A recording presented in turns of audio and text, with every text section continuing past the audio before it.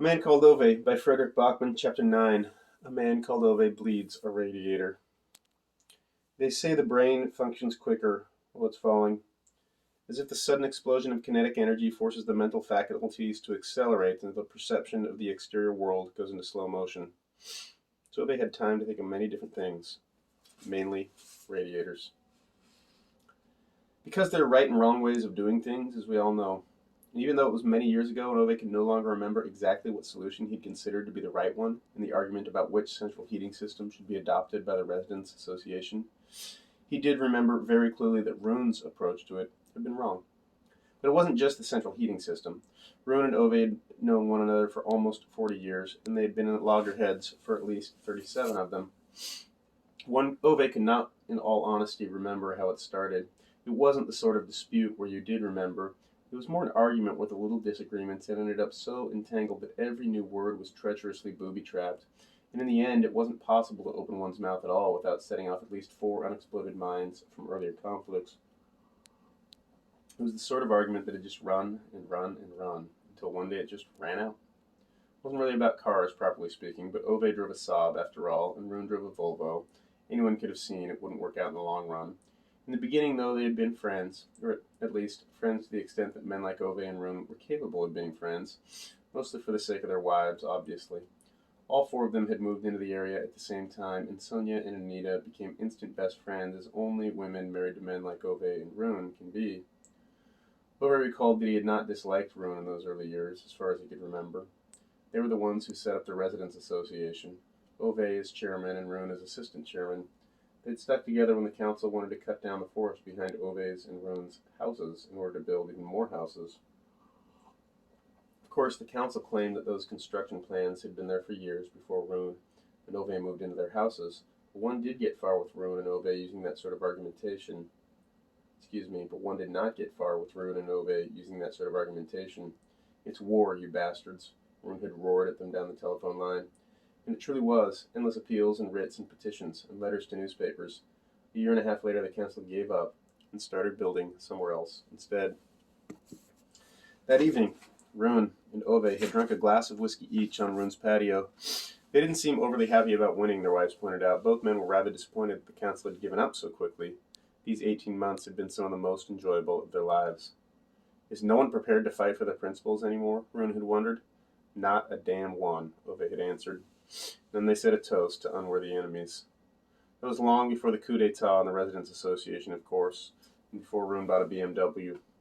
Idiot, thought Ove on that day, and also today, all these years after, and every day in between, actually.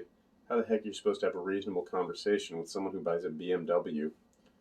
Ove used to ask Sonia when she wondered why the 2 men could not have a reasonable conversation anymore, and at that point Sonia used to find no other course but to roll her eyes while muttering, "You're hopeless." Ove wasn't hopeless in his own view. He just had a sense of there needing to be a bit of order in the greater scheme of things. He felt one should not go through life as if everything was exchangeable, as if loyalty was worthless.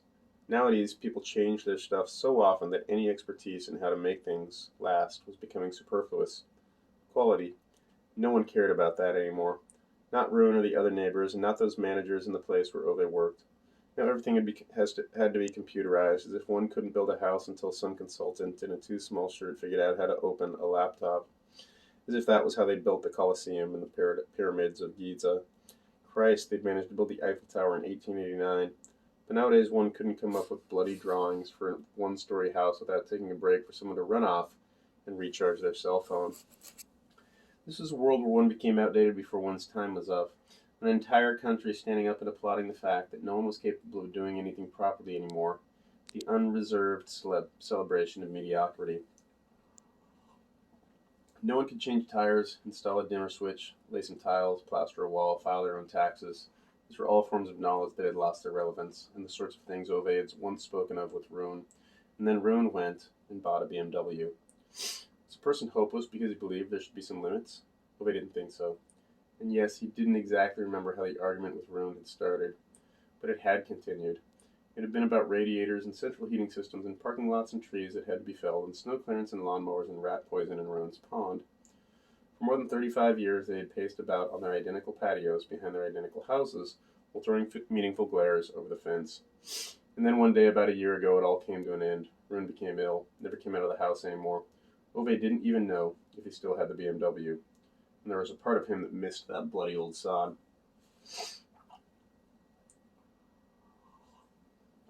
So, as they say, the brain functions quicker when it's failing, like thinking thousands of thoughts in a fraction of a second. In other words, Ove had a good deal of time to think after he's kicked the stool over and fallen and landed on the floor with a lot of angry thrashing. He lies there on his back looking up for what seems like half an eternity at the hook still up on the ceiling. Then in shock he stares at the rope which is snapped into two long stumps. This society, thinks Ove. Can't they even manufacture rope anymore? He swears profusely while he furiously tries to untangle his legs. How can one fail to manufacture rope, for Christ's sake? How can you get rope wrong? No, there's no quality anymore, Ove decides. He stands up, brushes himself down, peers around the room and ground floor of his row house, feels his cheeks burning. He's not quite sure if it's because of anger or shame. He looks at the window and the drawn curtains, as if concerned that someone may have seen him. Isn't that bloody typical, he thinks. You can't even kill yourself in a sensible way anymore.